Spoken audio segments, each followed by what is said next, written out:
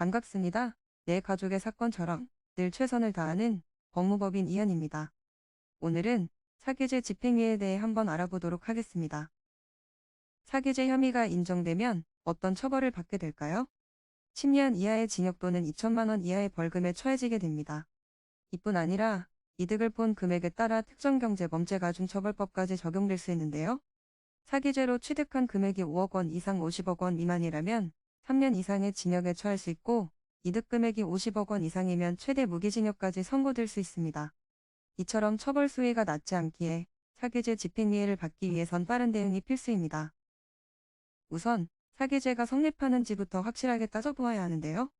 사기죄가 성립하려면 기망행위와 고의성, 불법영득이사, 재산상 손해, 이 세 가지 요건이 모두 있어야 합니다. 불법영득이사는 불법적으로 타인의 재물을 취하려는 의사가 있었던 것을 말합니다. 요건을 모두 보면 알겠지만 사기죄에서 중요한 것은 얼마나 고의성이 있었느냐입니다. 타인의 재산을 빌렸다가 갚지 않거나 연락을 피했다고 해서 바로 사기죄가 성립될 수 없는 데엔 이런 이유가 있습니다. 성립 요건을 모두 만족하여 혐의가 인정되었다면 최대한 실형이 선고되지 않도록 해야 합니다. 사기죄 집행유예를 받기 위해선 양형기준에서 감경 요소로 주장할 만한 사유가 있는지 객관적으로 입증할 수 있는지 잘 알아보아야 합니다. 이때 정확히 어떤 것이 양형기준에서 감경 요소로 작용하는지 명확히 나와 있지는 않습니다. 피해자의 상황과 피해 금액의 규모, 피해 금액의 운용 상황 등 여러 가지가 고려될 수 있는데요. 제대로 판단하고 사기죄 집행유예를 이끌어내기 위해서는 법률대리인을 선임해서 확실하게 진행하는 게 중요합니다. 엄중하게 처벌하는 사기죄도 전략을 어떻게 세우고 대응하느냐에 따라 결과가 많이 달라질 수 있습니다. 사기죄 집행유예가 현실적으로 어려워 보이는 상황에서도 능력 있는 법률대리인의 도움을 받는다면 충분히 할 수 있습니다. 저희 법무법인 이현은 어떤 상황에서도 의뢰인에 맞는 최적의 전략으로 조력하고 있습니다. 지금까지 사기죄 집행유예에 대해서 알아보았습니다.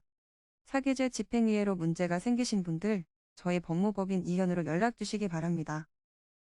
간혹 변호사가 아닌 사무장 등과 상담하는 줄로 오해하시는 분들이 계시는데, 저희 이현은 사무장이 아닌 변호사와 1대1로 상담이 이루어집니다.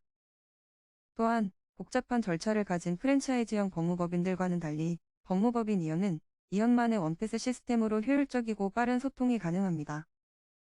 저희는 민사, 형사, 가사뿐만 아니라 종중, 단체소송, 학교폭력, 등기, 채권추심 등 모든 법률 분야를 아우르는 종합 로펌입니다.